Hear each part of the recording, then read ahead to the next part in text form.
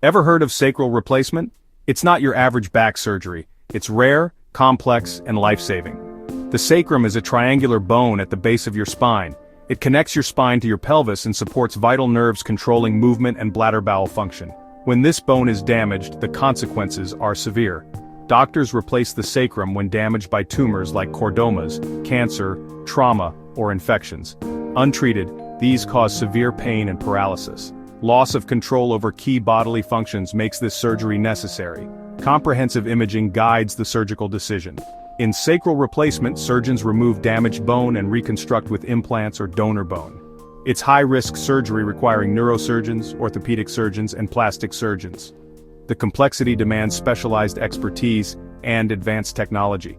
Recovery restores mobility and reduces pain, but recovery is long with high risks. This isn't just a back fix, it's life-saving reconstruction surgery.